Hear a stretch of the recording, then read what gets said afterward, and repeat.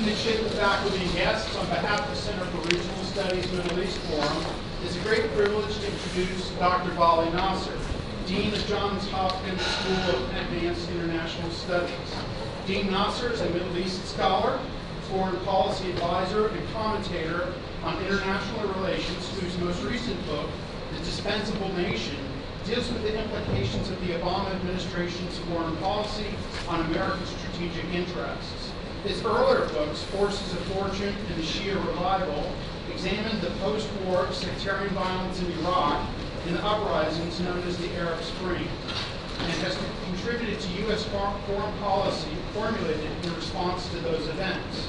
Prior to being named SAIS Dean, he was Professor of International Politics at Tufts University's Fletcher School of Law and Diplomacy from 2009 to 2011.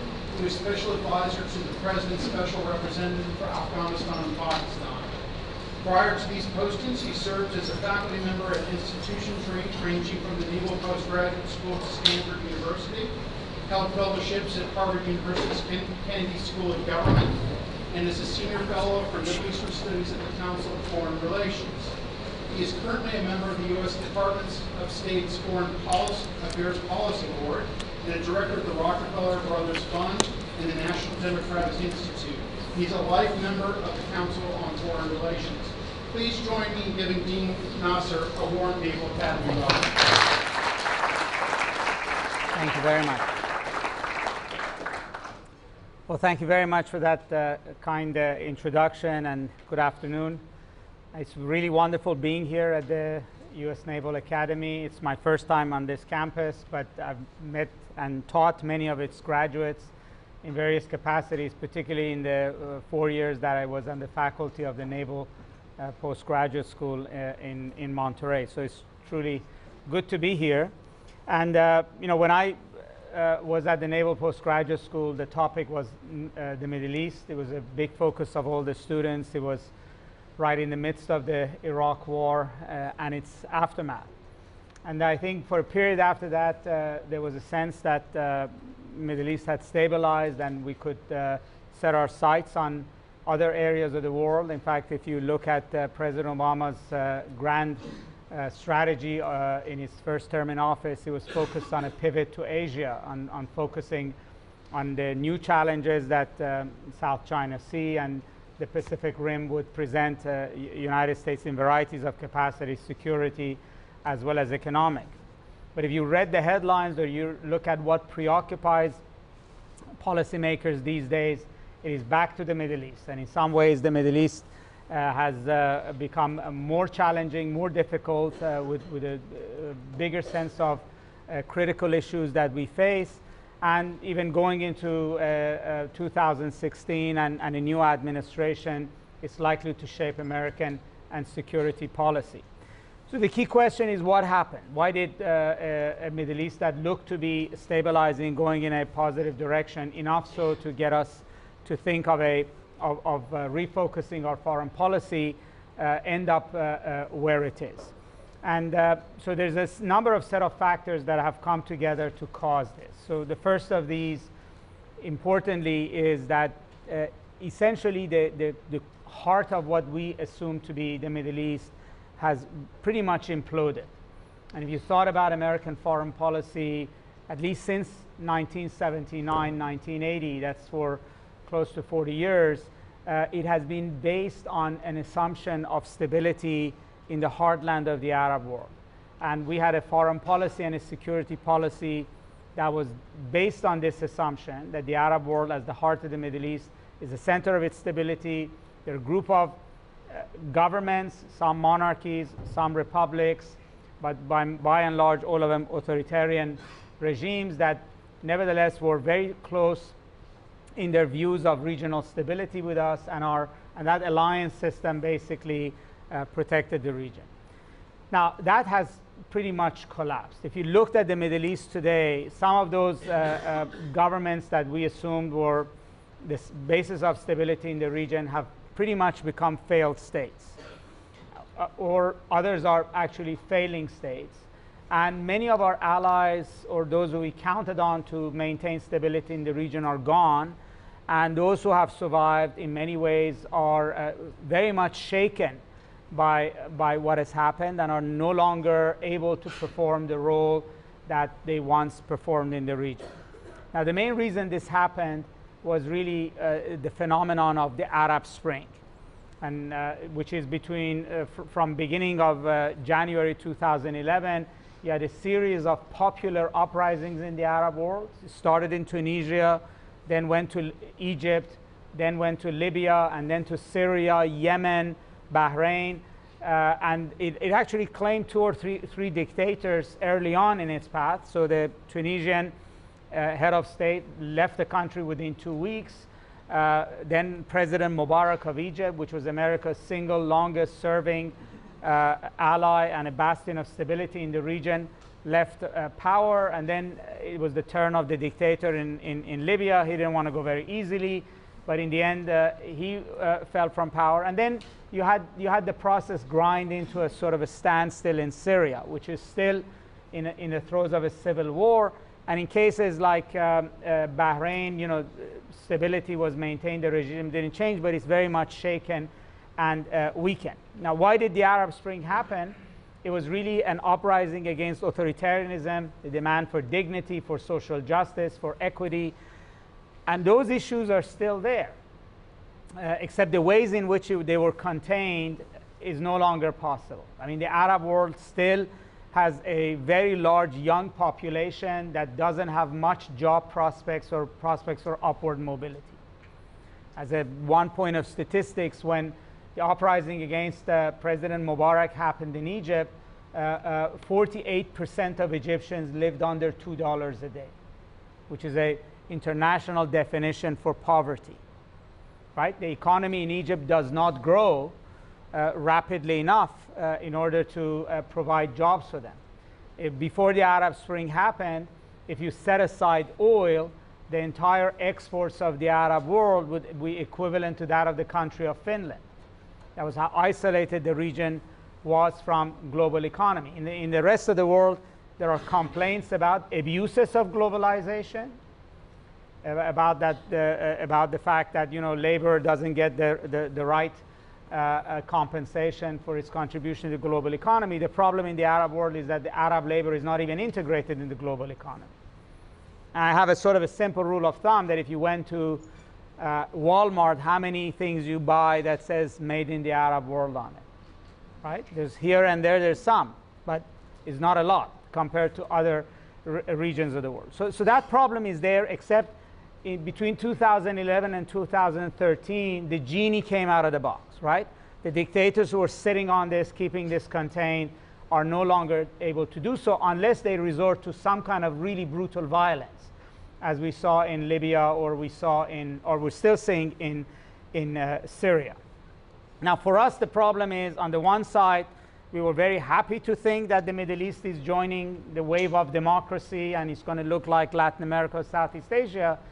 On the other side, it was uncomfortable because those who were the victim of democratization were our closest allies, on whom our security is based. And in the end, this didn't really work out well.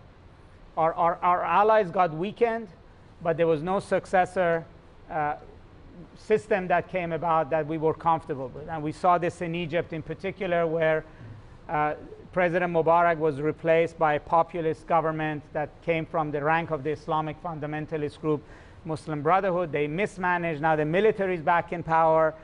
On the one side, we're happy that you know, there's a security partner there. On the other side, and we're not happy with the military coup that set aside an election.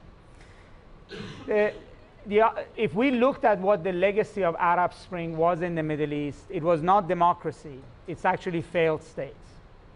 So you look at Libya, you look at Syria, you look at Yemen, just three cases.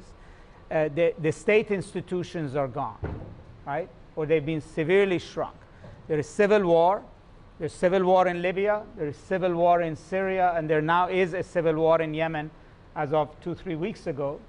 That means the collapse of healthcare system, education system, economic system, police, military, and that basically means a vacuum. And we know from experience of pre-9/11 of Afghanistan, and then later on cases like Somalia and Mali and the like, that failed states is where security problems begin to arise, from criminal elements down to terrorism. So Middle East, at least the Arab core of the Middle East, went from having some kind of a security architecture to now basically being a security sinkhole, if you were to say.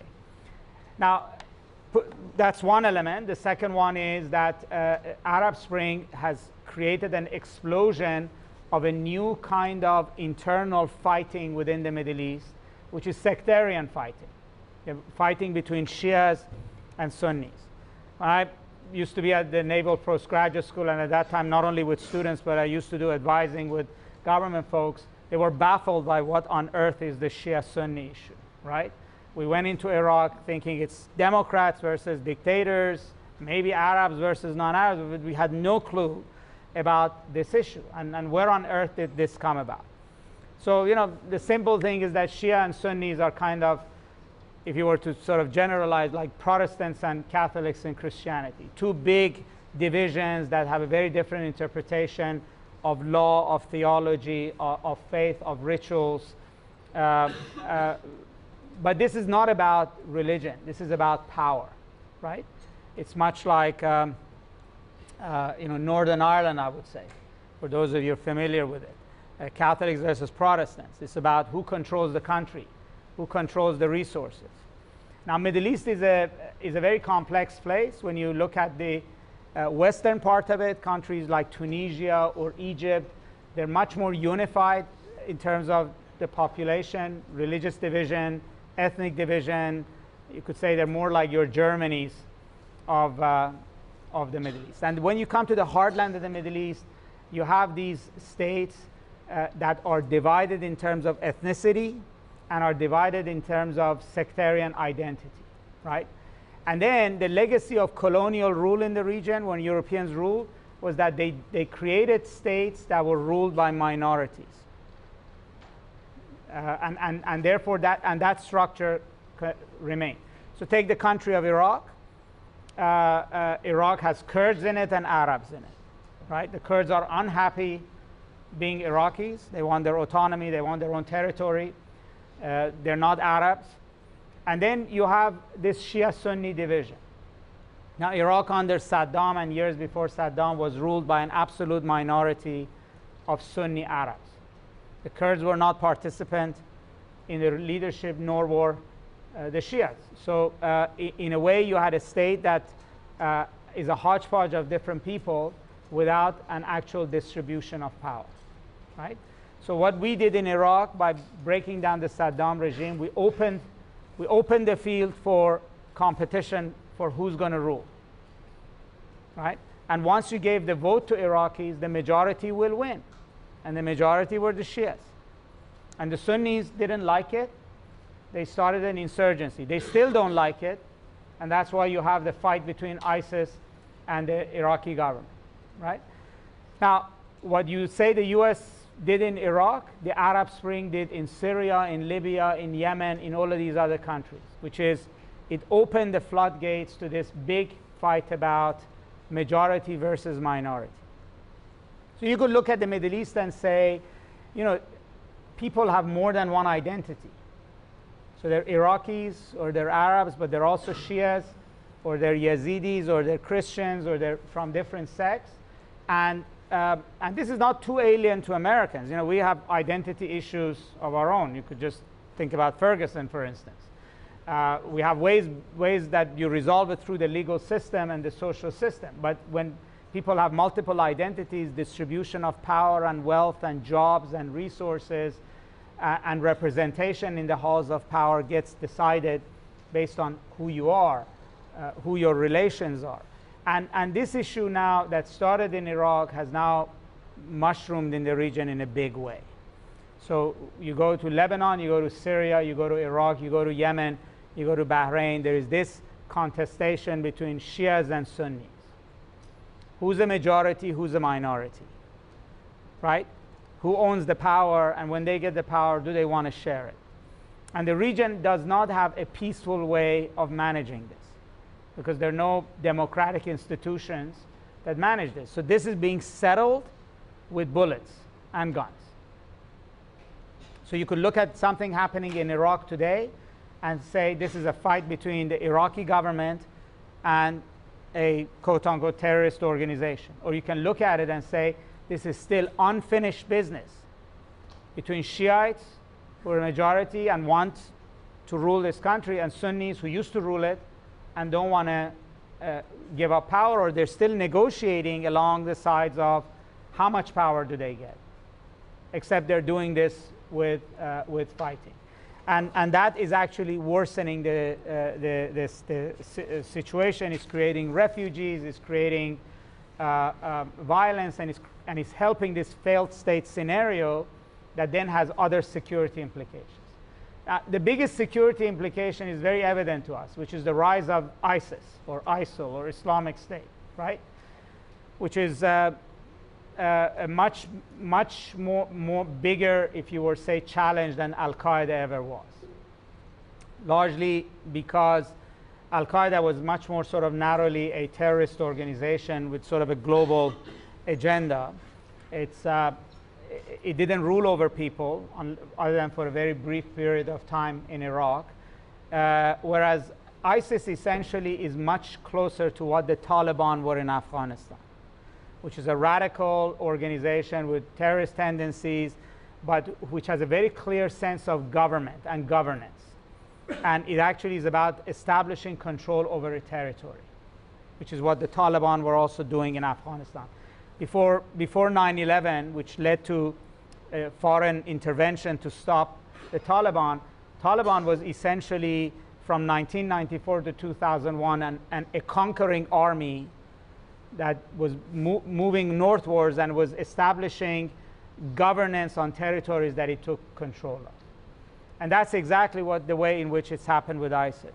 So ISIS came out of Al-Qaeda elements in Iraq. It basically sharpened its teeth in the civil war in Syria. But when it exploded into Iraq, it essentially became a conquering army that then is begun to immediately establish a state, right? So we see ISIS, and rightly so, as a brutal, vicious, barbaric organization with tremendous amount of terrorist potential, either directly planning terror attacks or inspiring such attacks in other places. But the biggest impact of ISIS on the ground is political. It's not terrorist. The terrorism impact maybe in Europe or US, or the fear of it, but on the ground it's a political movement. So the minute ISIS emerged, it claimed to be a caliphate, right? Now to us this sounds like a 7th century exotic title. It may very well be, but to many people in the region, it is an immediate assertion that ISIS means to create a new political entity in the region, which is defined in terms of something that's not a president, not a monarchy, that has a basis in Islam. So it's basically a foil to every regime in the region, right? And in that sense, it's a threat. It's a political threat to them.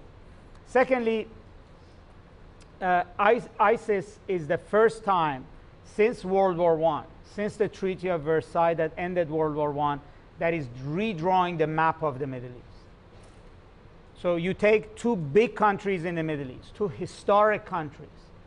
One is Syria, one is Iraq, which in the sort of European context, like taking Germany and France of Europe, big, important countries, right? And you carve them out and you create a new political entity. If that happened in Europe or it happened in Asia, we would see, aside from terrorism and all the rhetoric, we would see that as a political earthquake. There's no way that a geostrategy, security of a region would not be completely upended and changed if something as momentous as that had happened. So if ISIS's biggest threat is not terrorism, ISIS's biggest threat is that it's completely reordering the Middle East.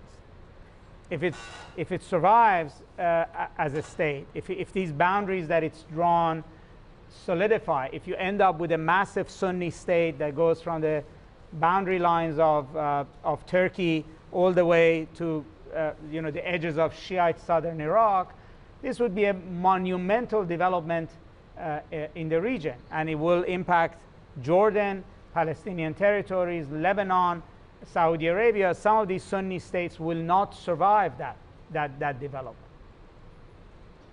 because I think it would be a geostrategic shift. Even a moderate ISIS would be a threat in that sense. I mean, because it's a complete reordering of the deck. And so this is a monumental development in the region. There is not an easy solution to it. Within Iraq, there is an effort to roll them back, and we shall see how far the Iraqi government can do so. But ultimately, the longer the time passes, the more ISIS is able to continue to govern and establish governance over these regions, the more difficult it will be to manage the long-run impact of this. Now, for us, it's a big challenge, because undoing ISIS essentially requires a massive American engagement in the region of the kind that the American public was not ready for. We didn't think we did terribly well at in Iraq and Afghanistan, which is really nation building and state building. So the dismantling, military operations is the easier part, but ultimately, unless you put back together Libya, Yemen, Iraq, and Syria in some form, you're going to be back to the same problem down the road. So you defeat ISIS, there's not going to be another ISIS under a different name, and another organization, different name. So if you're dealing with a situation that there's a total collapse of the state, there's no alternative ultimately for rebuilding the state. And within the region, there is no consensus or capability to do that, right? So if you looked at the region, Egypt has just gone through a tremendous turmoil, and economically it doesn't have the capability to do much in terms of state building outside. So you really have to look to Persian Gulf countries, Saudi Arabia foremost among them. And then the other side of the ledger is Iran, which has enormous amount of influence in at least 3 of the capitals that are at play here, which is Baghdad, Damascus, and Sana'a. And then you immediately see that there's big hurdles here, which is the Saudis and Iranians are not only not cooperating or don't have a mechanism to cooperate here. In fact, Middle East is the only region of the world that does not have a security mechanism for managing itself. There's no OSCE, there's no ASEAN, there's no NATO, none of that exists. So not only they're not talking to each other, but actually they are fighting to the knife in each of these countries in order to see who comes up on top. So the Iranians are supporting the Assad regime, the Iraqi government, and now the Houthi rebellion in Yemen. And the Saudis and their allies are supporting opposition to Assad, the Sunnis in Iraq, and the Sunnis and the Yemeni government. So you have a situation that the region is not helping this, right? The governments in the region that are still standing are not helping this. They actually, the vacuum in the region, particularly the sense that maybe the US may not have a long-run presence in the region, has actually created a scramble where they're fighting over the pieces. And that's also feeding and worsening this. And this has become, just to add another layer of complexity to this has all come at a time that the US started negotiating with Iran around the nuclear deal, right? Now, why that makes it complicated? Because, first of all, it creates a confusion, certain degree of gray area where it used to be black and white, right? It used to be that there's an American-Arab alliance, particularly in the Persian Gulf, specifically there to contain Iran. I mean, since the Iran-Iraq War of 1988, US military and naval presence in the Persian Gulf was no longer there for the Soviet Union, which actually collapsed in 1989 and withdrew farther away from the Persian Gulf by losing the Caucasus and Central Asia. It was really there to contain Iran, right? So what sort of a containment is it if you actually started détente with the with the enemy. At least in the eyes of the Persian Gulf countries, this looks like a strategic shift, if you were to say, right? And what if a nuclear deal is successful? Not tomorrow morning, but what about 10 years down the line? Does that mean that the US's strategic view of the region is going to change? If you actually thought that way, as many Persian Gulf countries do, you're going to take matters into their own hand. That actually intensifies their rivalry with Iran. I mean, it's a possibility that the Gulf countries were much more aggressive in Yemen exactly because the nuclear negotiations look to be more successful than not. And then, the complexities that, there's nuclear talks, and then there is disagreement on Syria with Iran, and then there is maybe at least a convergence of positions fighting ISIS in Iraq. So it's created a much greater complexity. And for the US, the challenge is that most of its allies actually don't hold very strong hand in helping the security question. The country that has certain amount of leverage is the one we have the biggest amount of problems with. And we don't have a security argument or discussion with them. So, and there are ironies here. So when you look at the Middle East and you think of the Arab world has collapsed and its biggest power brokers are in a difficult position, actually Iran emerges as the most stable country in the region, which actually is. In fact, maybe more so right now than even Turkey, which has domestic turmoil going on. It is the only country in the region capable of waging war or managing a war 2 countries removed from itself, despite massive economic sanctions. So Iranians I mean, one of the baffling things to us is that they're under enormous amount of economic pressure, yet they've taken control of 4 Arab capitals. And they're simultaneously fighting wars in Yemen, Syria, and in Iraq, which to many would make it that the main strategic sort of challenger or ultimately key player in any kind of a regional strategic alignment would have to be Iran. I mean, that's the country to contain, and it's the country to try to contain within a regional architecture. Now, I say within because keeping it without requires maybe a degree of American commitment in the region in terms of military presence and confrontation that no longer seems to be in the works, both based on our needs that we have in Asia as well as our broader commitments around the region. So what actually makes this nuclear talks with Iran, which is really the other big story in the region and is likely to be as significant as sort of what I said about ISIS, it's not about only making sure Iran does not have a nuclear capability. So that's the more narrower, if you would, short-run goal, the one that is most clearly defined for a political debate. So, we're talking to them specifically to increase their breakout period, to deny them access to nuclear, to a credible nuclear program, and then we can debate whether we've been successful at it or not. But that actually is only a very narrow goal. The larger goal is whether these talks are a way in which to contain and change and address Iran's regional presence, right?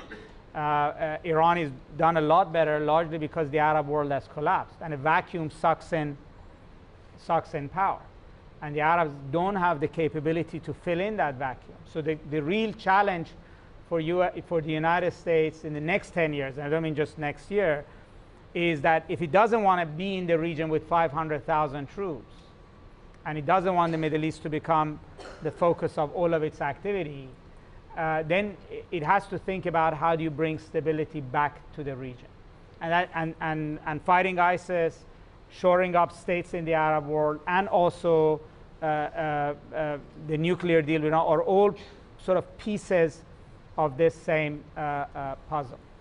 So one last complicating factor is obviously the oil prices. So you know, oil is been a big part of our thinking about the Middle East. So there have been those who are saying that we're now energy independent and we don't need the Middle East, right? That's partly true. We haven't been needing Middle East oil for some time now. Most of America's oil imports for better part of the decade, even going before the Iraq war, was coming from the Western Hemisphere. That's the west coast of Africa, Venezuela, Mexico, Canada. Most of Middle East's oil goes to Asia. But we don't import oil from the Middle East. I mean, in fact, these days we don't import much oil at all. What we import is oil prices, right? There's a certain amount of commodity around the world.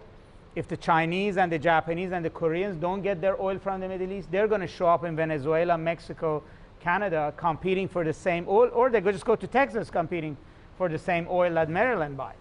So that will push the prices up. So stability in the Middle East is not a matter of them shutting off the oil. We may not be vulnerable to oil shutoff, but we're vulnerable to global prices, or if it causes recession, or if it causes political instability somewhere in the world. So we still care about oil prices, and oil prices have collapsed, and that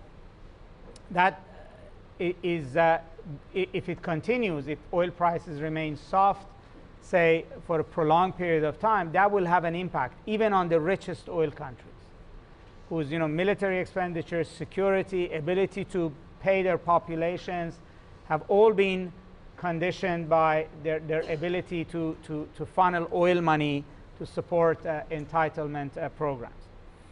So I'm sure you all were very capable of handling complexity, but this is one of the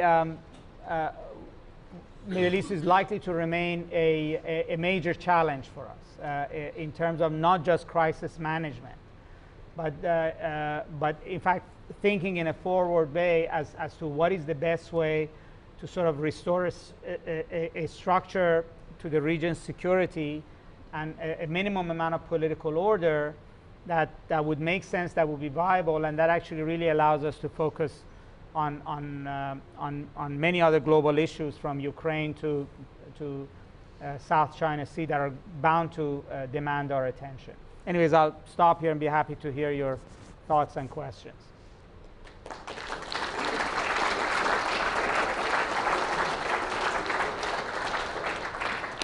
So with such a complex lecture, let's try to get questions from some midshipmen just to see if they got it all. Go ahead. I was just wondering, what do you think the role of Israel is in all this? Because Israel is one of our most stable allies, and probably, along with Iran, one of the most stable governments in the Middle East right now. And really, our working with Iran on the nuclear deal is more of like towards our alliance with Israel, and also like the stability of all of the Middle East. But oftentimes our relationship with Israel has affected other countries, our relationship with those countries, because some countries are not like fans of Israel, Palestinian. So what do you think Israel's role could be in stabilizing? Well, I mean, there are questions about what is actually Israel's strategic interest in the region, and what is and then the second part is that how does the Palestinian issue play itself out in the Arab world?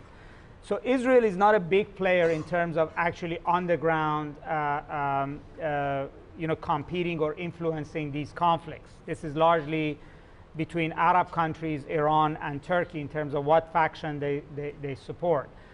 Israel within Syria has a limited role of trying to at least maintain a buffer along Golan and the rest of the civil war. But I think Israel also senses very clearly that this collapse of the Arab world is really made their strategic game in the Middle East between Israel and Iran. So, Israel had very secure borders for a long time that came through peace treaties and a certain conventional military superiority that particularly Israeli Air Force and Israeli military capabilities created. So Israel only had one border that was really seriously a problem, which was Lebanon.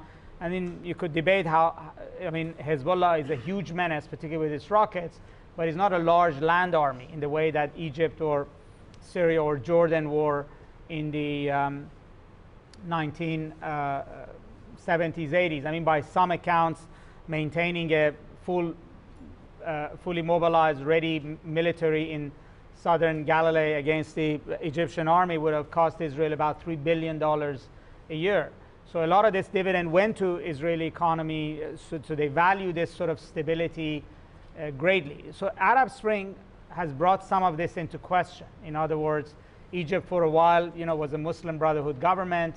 Still there is a danger in the Sinai. Egyptian military may not be able to manage a two-front war in Libya and Sinai. Syria's future is still open.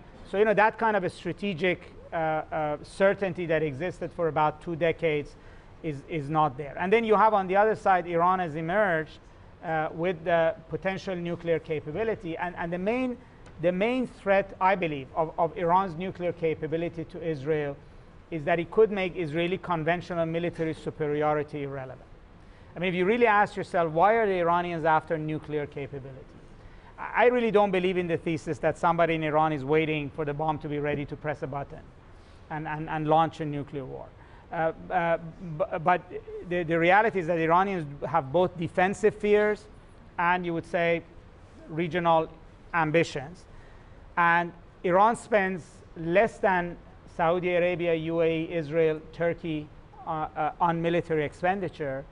Its defense budget is a lot smaller than them. That doesn't even account for the technological gap that exists with the advanced weaponry they can buy from the United States and what Iran can ginny up with its own domestic industry and the like. So, Iranian Air Force belongs to a museum. Since it used to be one of the most advanced Air Forces in the region, the last batch of 80 F-14 Tomcat aircrafts they bought in 1979 was ahead of the curve, and that's basically it. They can't compete in this region with conventional military. So they understood that that they should put their military doctrine on the basis of asymmetric warfare and nuclear umbrella. I mean, there's a logic to the madness, basically. There is a strategic logic here. They have invested in asymmetric capability more than any of their neighbors. The other neighbors can basically rent terrorists, but they can't run them the way the Iranians do. I mean, that sort of machinery of militias that they've built from Lebanon into Iraq and the like, and they're showing it how they can mobilize this in battles in Iraq and Syria. That's a unique capability. The Turks don't have it. The Saudis don't have it. So they went a different route because they couldn't buy tanks and artillery.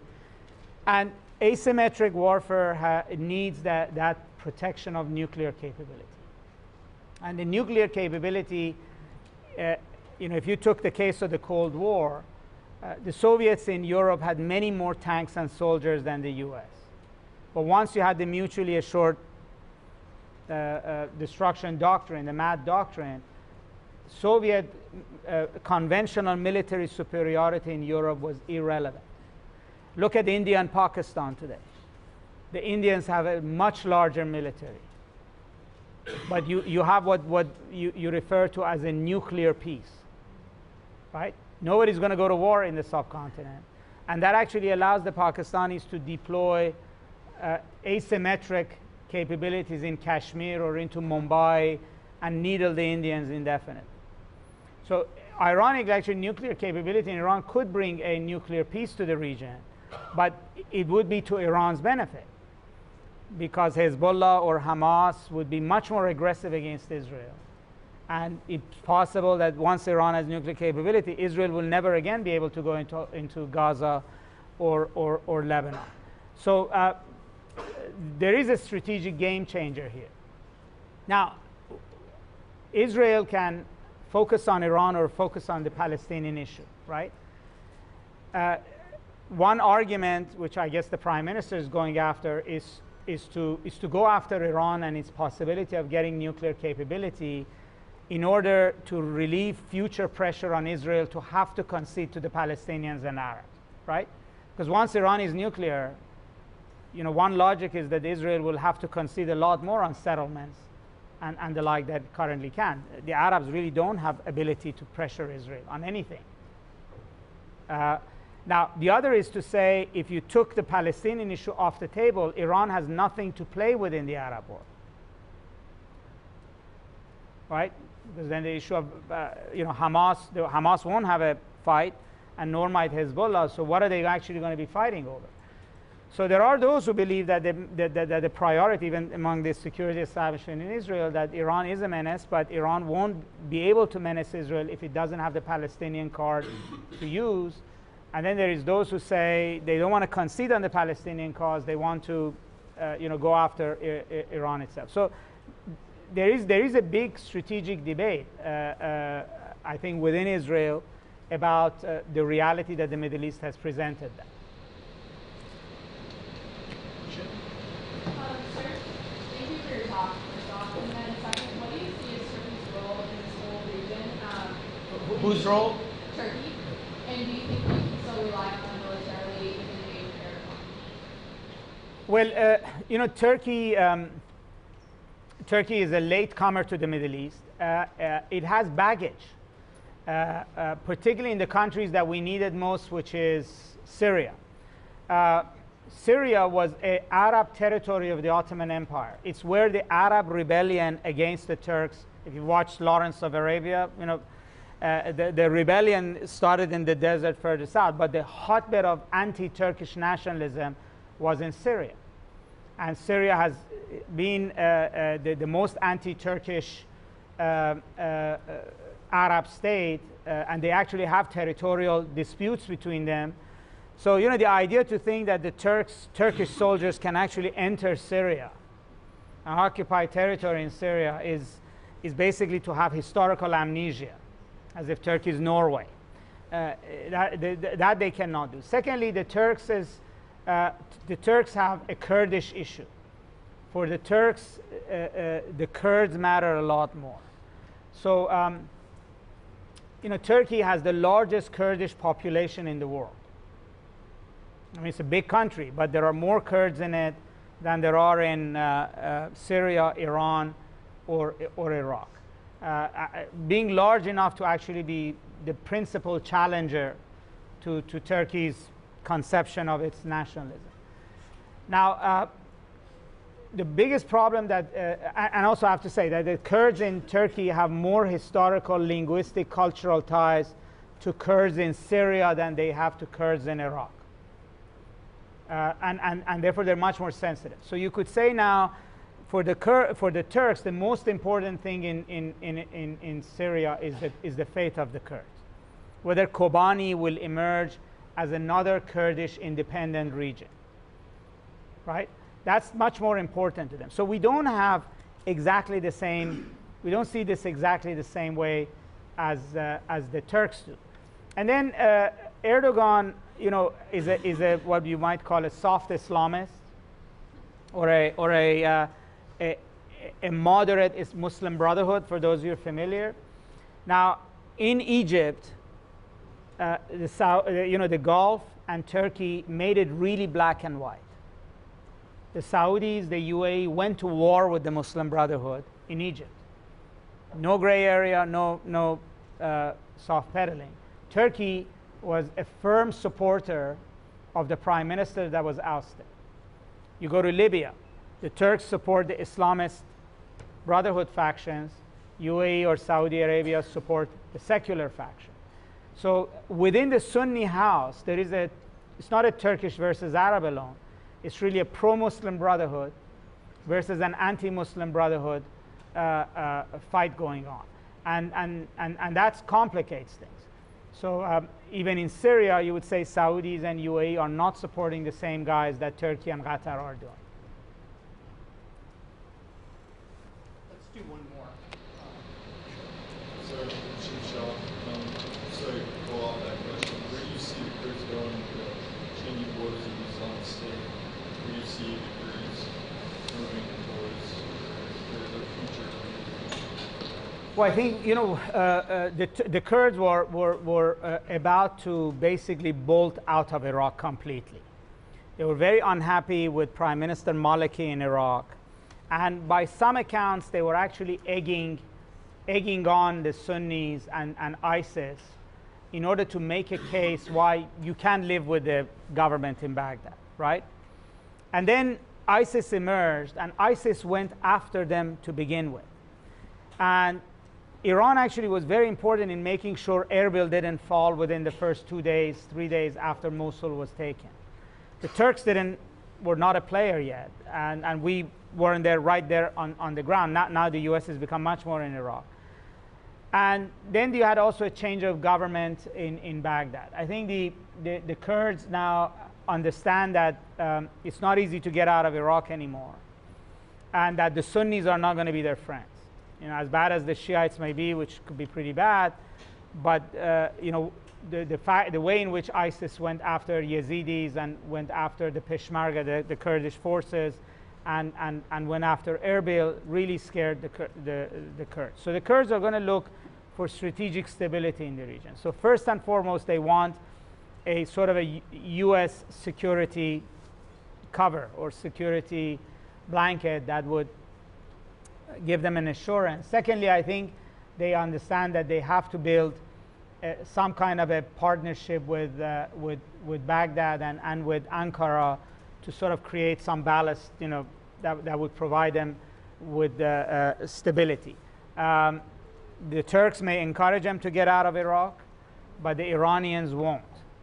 The Iranians believe in a sort of a Kurdish Shia condominium against the Sunnis and ISIS.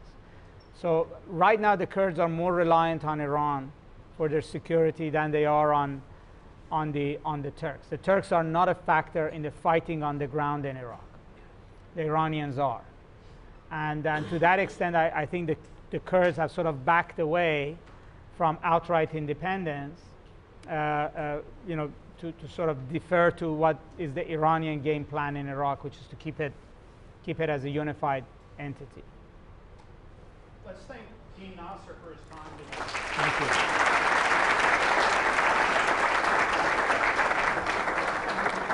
We didn't get a chance to give you a tour today, but we always have the ubiquitous Wonderful. photo album here for you. Excellent, So excellent. you can remember your visit. Thank you. Thank you very much. Thank you for inviting me here. Thank you.